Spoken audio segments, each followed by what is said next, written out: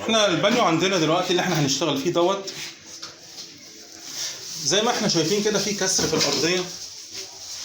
طبعا اي كسر في الارضيه، هو الكسر هنا كبير بس احنا مش تفرق معانا كسر كبير او صغير، طالما الكسر في الارضيه ان شاء الله لو قد راس الدبوس لازم هنقطع الارضيه كلها. هو باين طبعا الارضيه منمله من الناحيه دهيت، وفي من الناحيه دي برضه منمله، والكسر الكبير ده اهو. فاصلا في الشغل بتاعنا كله طالما فيه كسر في الارضيه، حتى لو كسر اصغر من ده، يعني مش عشان الكسر دوت كبير احنا هنقطع الارضيه، لا، لو كسر اصغر من كده بكتير، يعني لو بنقول لو الكسر زي راس الدبوس لازم الارضيه كلها تتقطع. ليه؟ لان الارضيه من تحت بتبقى عباره عن حشو خشب حبيب.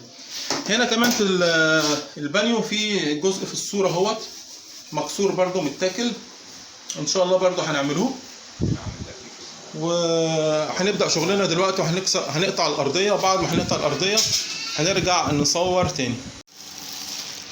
احنا كده قطعنا الارضيه بتاعت البانيو. طبعا احنا زي ما بنشوف في فيديوهاتنا كلها الارضيه من تحت شاربه ميه، واضح طبعا الارضيه شاربه ميه ازاي، وفي فراغات تحت حوالين فتحه الصرف ديت.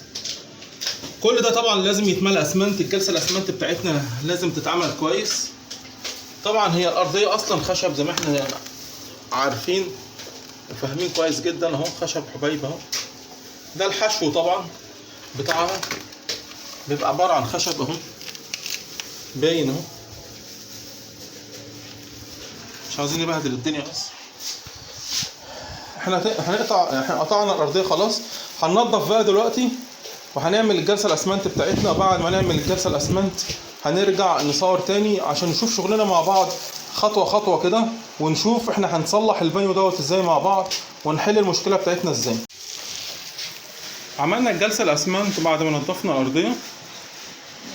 شلنا الارضيه طبعا اللي كانت بايظه خالص، شلناها وعملنا الجلسه الاسمنت بتاعتنا. الاسمنت نشف تماما اهو، اصلا ما ينفعش نشتغل الا اذا كان اسمنت نشف.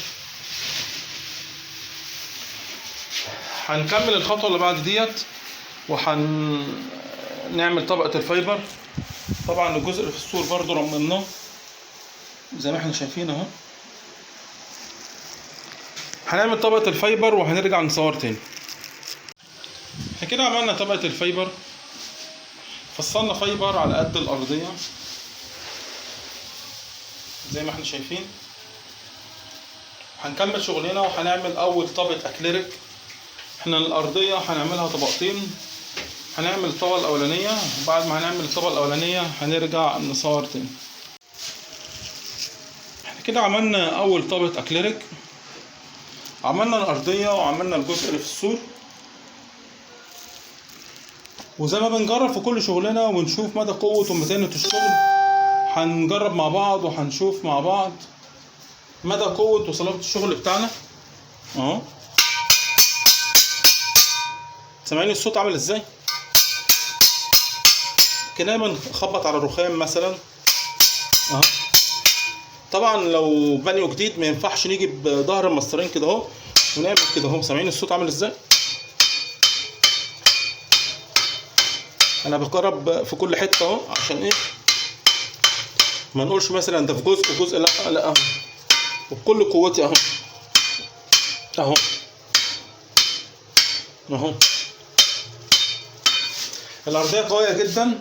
احنا عملنا طبقه واحده وعلى الرغم من ذلك الارضيه قويه جدا جدا. الارضيه الطبقه اللي احنا عملناها دي الطبقه الاولانيه، لو كنا عاملينها باللون الابيض، يعني لو كنا عملنا طبقه واحده بس كانت هتبقى كفايه، لان هي فعلا طبقه واحده كفايه، مش محتاج اكتر من كده. وعلى الرغم من كده احنا هنعمل طبقه تانية كمان، هنعمل طبقه تانية باللون الابيض اللي هو لون البانيو، وهنعملها وهنرجع نصور تاني. خلصنا الشغل بتاعنا وعملنا الطبقه التانية، عملناها باللون الابيض لون البانيو زي ما احنا شايفين اهو. طبعا احنا هنجرب مع بعض وهنشوف الميه، نفتح ميه علشان نشوف الميول. احنا فاتحين ميه بس عشان نشوف الميول. طبعا هي الميول طبعا واضحه ان هي الميول مظبوطه. الميه بتنزل على فتحه الصرف على طول، ما بتجيش من ناحيه الظهر او الجنب التاني. حتى لو احنا عملنا الميه كده اهو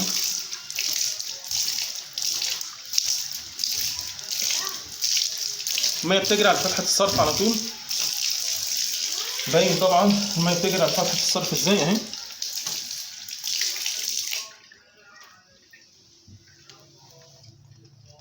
الميه صفت لحد اخر نقطه، مفيش نقطه ميه واقفه. الميول ممتازه جدا جدا جدا، واللون طلع ممتاز جدا، نفس لون البانيو.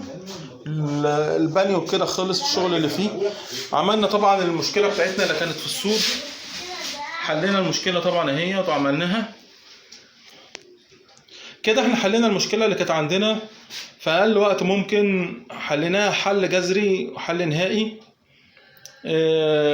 كده المشكله اللي عندنا كده هوت يعني انتهت، من غير تكسير سيراميك، من غير تغيير بانيو، من غير بهدله المكان، زي ما احنا شايفين اهوت. حلينا المشكله اللي عندنا كده، خلصنا شغلنا ونتفرج على فيديو تاني ان شاء الله.